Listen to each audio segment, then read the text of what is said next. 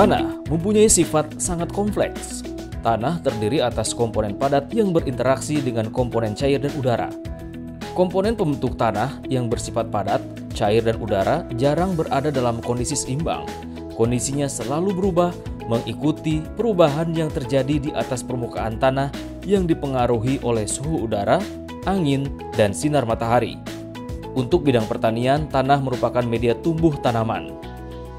Dengan demikian, pengujian sifat fisik tanah sangatlah penting untuk dipelajari, agar tanah yang akan ditanami dapat menjadi media tumbuh yang ideal bagi tanaman. Berikut adalah cara untuk menguji sifat fisik tanah yang sederhana. Di sini ada 4 uji yang akan kita lakukan. Ya. Yang pertama adalah kita akan menguji tanah kita dan kita akan melihat tekstur tanah kita. Alatnya sederhana saja.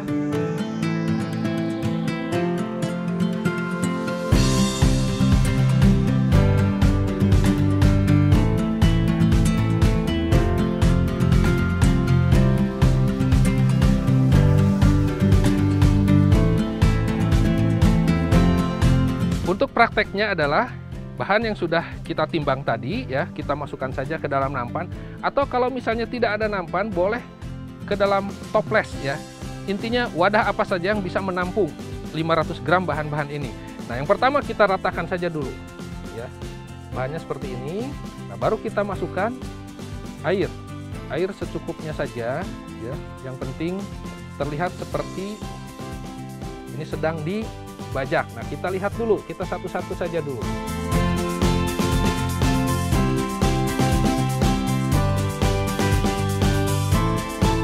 Tanah sawah ini kita akan tuangkan ke dalam plastik ini ya. Mari kita tuangkan. Ayo, saya perlu bantuan satu orang. Pelan-pelan saja kita tuangkan.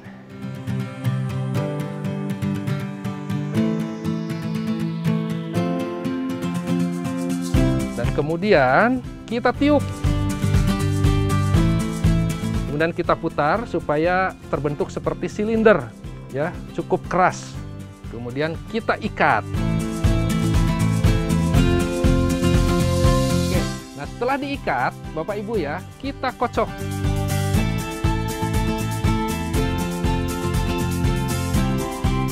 Seperti ini, ujung sini sudah kosong, ini juga sudah kosong.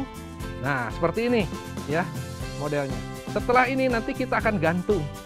Perlakuan ini juga sama untuk perlakuan tanah sawah plus bahan organik. Pengamatan pertama itu adalah setelah 4 jam. Ya. Setelah 4 jam, nanti kita bisa melihat ya di tanah sawah itu terbentuk lapisan-lapisan seperti apa.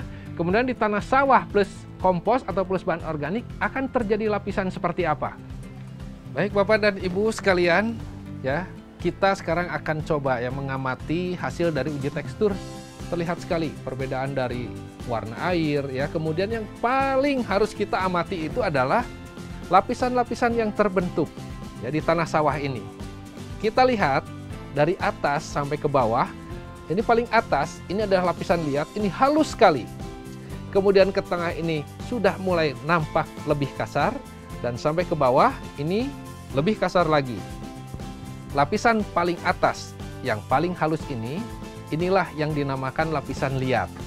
Ya. Kemudian agak ke tengah, ya, yang agak kasar dari lapisan liat ini adalah lapisan debu.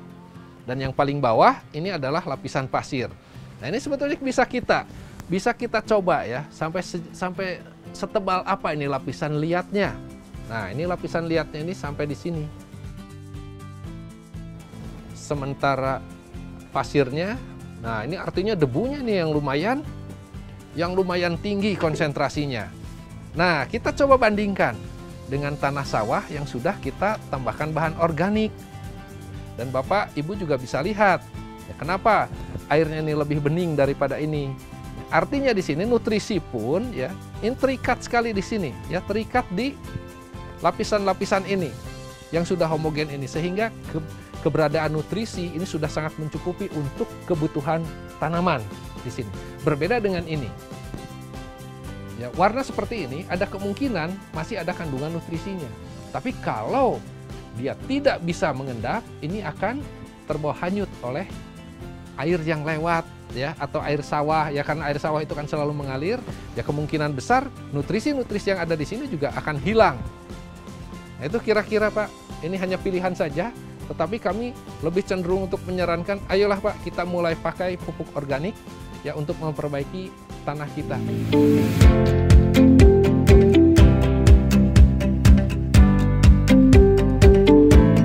Nah, uji daya kapiler ini membutuhkan alat seperti ini Bapak Ibu ya. Mangkok dan kemudian juga botol bekas air mineral. Dan kita beri lubang di bawahnya. Nah, ini kita memerlukan dua alat. Lubangnya harus sama, jumlah lubang harus sama. Nah, tahap pertama adalah kita akan memasukkan tanah sawah ini ke dalam botol pertama yang sudah diberi label tanah sawah.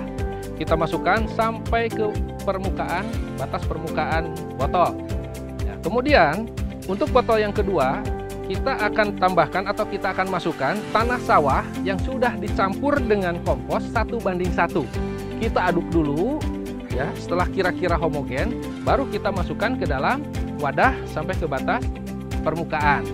Nah, kemudian setelah itu prosesnya adalah kita akan tumpahkan, ya. Kita akan tumpahkan atau kita akan tuangkan air menggunakan 2 botol ini sama-sama penuh, ya, airnya itu. Kita akan tumpahkan ke dalam mangkok. Kita akan amati setiap 15 menit pergerakan dari noda air di tanah yang kita sudah siapkan. Secara visual kita bisa melihat bahwa pori-pori, ya, pori-pori kedua bahan ini berbeda sekali.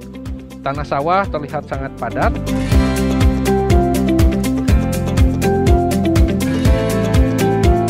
Tetapi tanah sawah yang sudah ditambahkan kompos, ini dari visual saja sudah bisa kita lihat.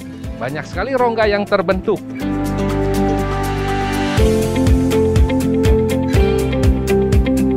Nah, kemudian uji yang ketiga adalah uji kemampuan menyimpan air.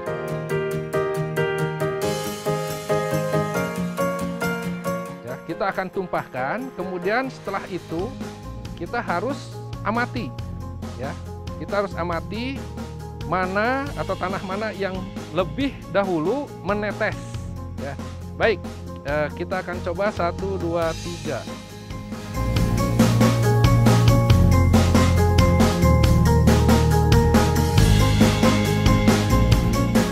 Bapak Ibu sekalian ya, sudah mulai menetes. Bahwa tanah sawah jika sudah dicampur dengan kompos, ini pori akan terbuka lebar dan semakin banyak pori. Nah, sementara tanah sawah kita yang tadi sudah disinyalir porinya sedikit, kecil-kecil, bisa Bapak dan Ibu lihat, sulit sekali dia menembus ke bawah. Kemudian uji yang keempat adalah uji aerasi. Kita membutuhkan 2 buah botol air mineral bekas, ya. Sama ini juga kita lobangi. Kita juga membutuhkan balon. Nah, mari sekarang persiapan awalnya adalah kita tumpahkan saja dulu masing-masing ke dalam mangkok. Mau bersamaan boleh, tidak juga tidak masalah, karena ini nantinya air ini hanya sebagai indikator saja.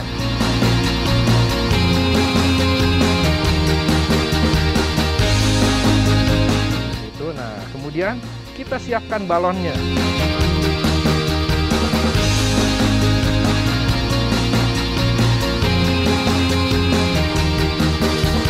Kita mulai saja, 1, 2, 3, dilepas Pak. Lepas saja. Kita sudah bisa membuktikan bahwa tanah sawah yang ditambah dengan kompos ini benar-benar terbukti bisa membuka pori, membuat pori lebih banyak dan lebih besar. Sementara tanah sawah kita tadi sudah disinyalir, ya, porinya sedikit, kemudian juga kecil-kecil. Nah, ini bisa dilihat dari banyaknya gelembung air yang terbentuk. Jadi kami mengajak, ya, kepada Bapak dan Ibu petani di seluruh Indonesia, ayo terapkan pertanian berkelanjutan melalui pertanian cerdas iklim atau yang disebut dengan climate smart agriculture dengan menggunakan pupuk organik.